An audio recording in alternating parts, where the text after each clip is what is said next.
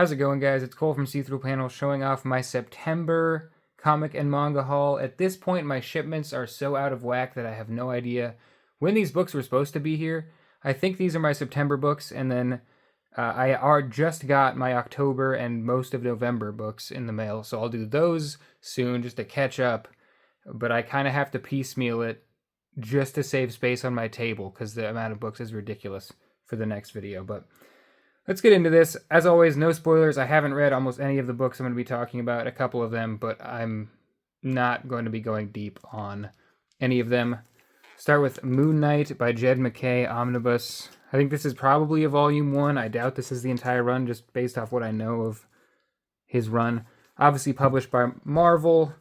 I've yet to crack the spine on this, so we're going to do that. I love Moon Knight. I got into it with the Warren Ellis run. Fell really in love with it. And I haven't read a ton, honestly. When I first got into comics, actually a couple years after I first got into comics, there was a run at Marvel that I wish I could remember.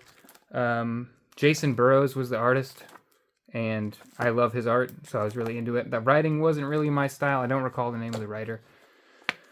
Let's flip through this now that we've got the spine cracked. So, without the dust jacket, it looks a lot better, like most books do. We've got a lot of artists I know in here, but primarily, we're looking at Alessandro Cappuccio is the main Moon Knight artist. Rachel Rosenberg for colors. Then we also have Federico Sabatini. Danny Lore is the writer that also... I guess we have guest writers, too. Yeah, I don't know a ton about this run, other than the art looks tremendous. It does look super digital to me. I don't care. Maybe it's not even digital and my eye's gone bad. It doesn't matter. It looks phenomenal the way a Moon Knight book should look, which is really sleek but also dark and gritty. Which is a very hard line to walk. I just think that... God, let me look at my... I'm trying to remember the artist for... Declan Shalvey. Declan Shalvey kind of set the tone for modern Moon Knight, and this book seems to really be carrying that flag forward, which I very much enjoy. I don't know much about it, as I've said. I know there was like an event that's about the death of Moon Knight, but that's not going to stick, and I think it already didn't, and that's kind of an element of the run, so it's not really a spoiler. I don't know anything about it. God, that art looks great, though, doesn't it? But I'm already getting off track. We need to go quick. There's a lot of books. Let's do Leviathan, because this is a double-edged sword. I've been wanting to read this book for a long time, by Shiro Kuroi. Published by Kana, a publisher I'm not familiar with. Retailing for $15. I totally forgot to tell you the price on the Moon Knight Omnibus. It was $100. Read digitally, unless you're a freak like me. There's no point in that book being $100. Anyway, production value on this book just is not it for me. I don't like this unnecessary dust jacket for such a small book. It's really flimsy. The black edges on the paper is cool, but it just feels really low quality. I don't know what about it. The paper just seems really thin. I'm not sure. It's manga, so you don't expect to have like a beautiful masterwork hardcover every time, but it does seem a little odd. Just really awkward to hold. I'd definitely take the dust jacket off. A mysterious explosion on the spaceship Leviathan turns a lighthearted field trip into a gruesome struggle for survival. So all I know is it's sci-fi. It's got horror elements. The art is what really drew me in years ago when I was just looking for stuff to devour. I found this, but never could get my hands on it. Very detailed, tons of cross-hatching, tons of lines on the page.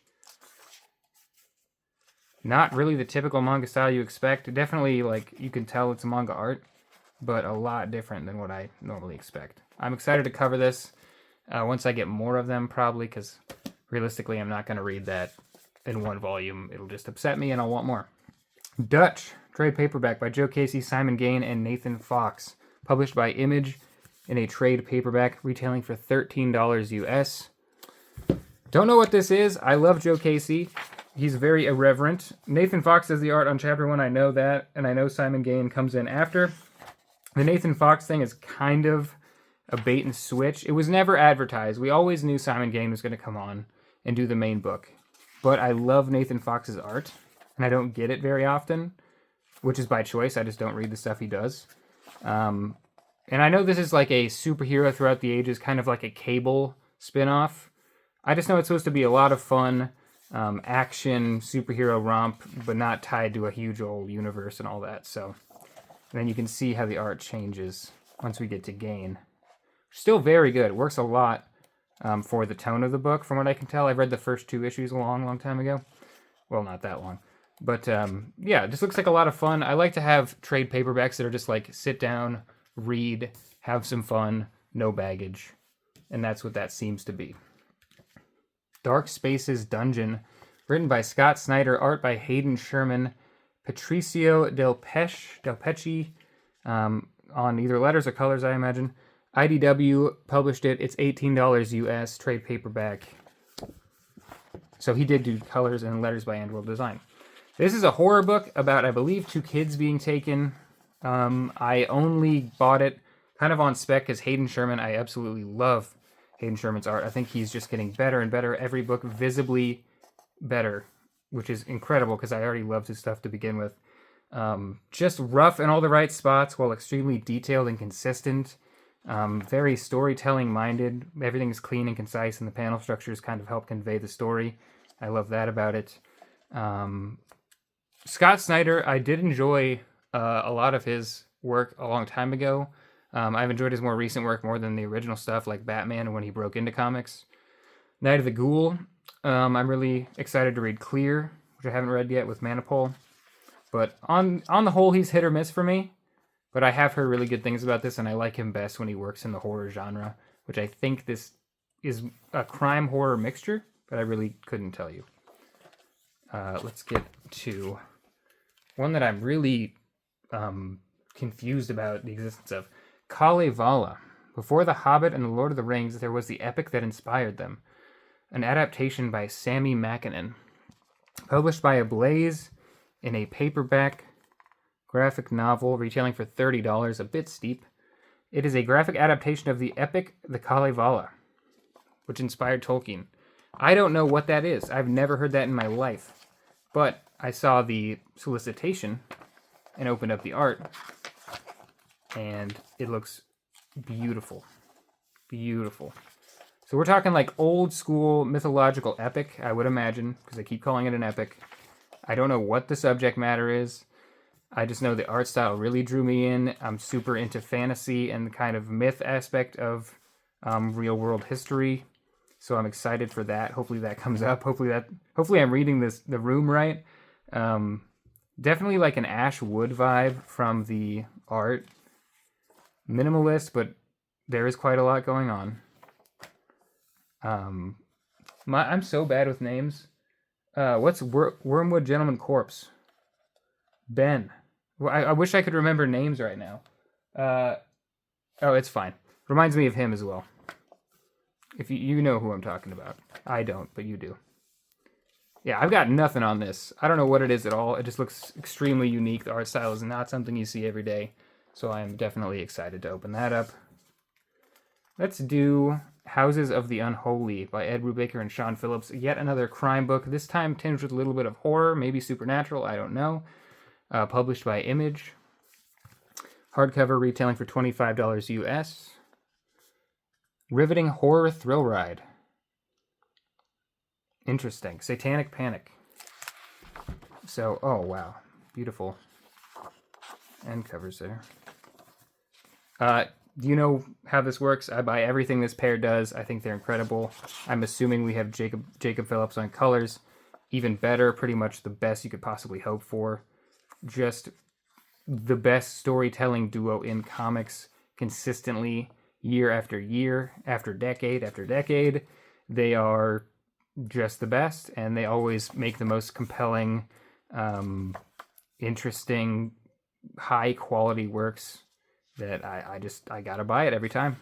And if it's going to be even more of a horror lean than the usual crime stuff, even better. I'm in.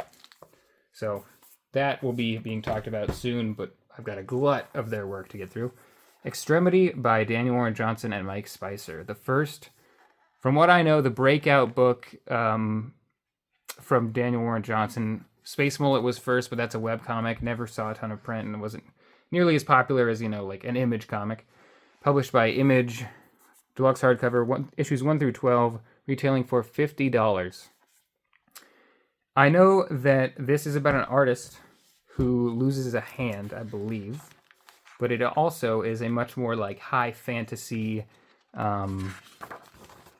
vibe than I'm used to with Daniel Warren Johnson, who plays it a little close to the chest sometimes. That's not even true. Actually, he does really high fantasy stuff and cosmic stuff, but he just grounds it with such heart. That's the one word, if I were to describe DWJ's writing, is he just has so much heart. He puts a lot of love and human emotion into his work, and the characters really sing because you can tell it's an authentic piece of art. So yeah, just earlier DWJ, but beautiful stuff. It's going to be action-packed. I'm probably going to cry. I think I've cried at every single one of his works, which is a good sign in my opinion. I'm excited to put this on the shelf with the rest of his stuff and finally have some earlier stuff that he did. It just looks beautiful. This was coming out in issues when I was getting into comics, I think, unless I'm getting that completely wrong. Or maybe I saw the trades. I don't know. It was new-ish when I was getting into comics, and I always wanted it, but I didn't want to buy like 2 or 3 trades. I knew eventually I'd get a deluxe hardcover. I didn't think it would take like 8 years, but here we are. The Department of Truth, The Complete Conspiracy Wild Fictions. Spot varnish. Hardcover from Image Comics. Retailing for $30 US. This is, featuring art by Jonathan Marks Boravecchia, Ian Bertram, Simon Bisley, George Pratt, John McCrea, David Romero, Bill Sienkiewicz, James Stocco, Malachi Ward, Alexi Zirit, oh my god, Andrea Sorrentino, Martin Simmons, just Andrew McLean. God, yeah, okay. So this is the one-shots and the like kind of asides from the Department of Truth's series, which is skipped in the deluxe hardcovers, which I was upset with at first, but now seeing why, we get this beautiful hardcover. Ooh, with a nice... yeah, this is awesome. This is worth them being excluded, I think. They're not necessary in... what is this prose? I don't recall this prose being present in anything I read, so I either missed like a single issue or... The first half is all prose? The whole thing is prose? Wow. Okay. So, it has a lot of the stuff that I have read. Okay. This is interesting. This is not what I thought it was. I'm not gonna cut, even though I was completely wrong about what this was. Department of Truth, issues 10 through 11. Okay, yeah. So this is like majority prose. This is not at all what okay. So I think what we have here actually is James Tinian's like kind of like world building in the form of in-world documents about wild fictions, they're called, which you kind of have to would know the give and take of Department of Truth to understand that, but it does have one of the issues I was thinking was contained in the back, but it doesn't have a couple of the issues that I assumed would be in here. So it's very interesting. It's very brave of them to release a book that is the majority of which is prose. I really butchered that sentence. The book is mostly prose, and that is very brave. I'll read it. It's just... And I'm happy to have it because I want the full series of this Department of Truth work by Tinian. But a brave thing to do because I don't know if that would have sold well. I mean, I bought it without knowing, so probably a lot of people did. But I don't know if they're as happy as I am with the contents. We'll see. Humanoids published Bouncer finally by Jodorowsky and Book, and it was a hardcover that retails for $50. So, Francois Bouc, Alejandro Jodorowsky, a classic European Western that I have wanted to own for a long time. since I got into European comics. There's not much to be said. I saved it for last because I'm really, really excited about it. I love Westerns. I love Euro comics. I love Jodorowsky, which is tough. I don't love everything he's done, but on the whole, yeah, it's just gorgeous, isn't it? Super highly detailed, super classic, straight to the point panel structures of just these squares. You're not going to get any fancy stuff. I mean, you may. It'll be rare. But it is all direct to the point, which Jodorowsky kind of needs because he is not himself typically direct and to the point. So it's nice for the storyteller, the visual storyteller, to make it a little easier for us. But yeah, I'm really excited to have this. Humanoids always publishes great stuff. Super excited to read that finally. Let's stack everything up. I got to do another one of these tomorrow. I don't know when it'll come out, but I got twice as many comics in the next video, I think, which is going to be ridiculous. But here's everything.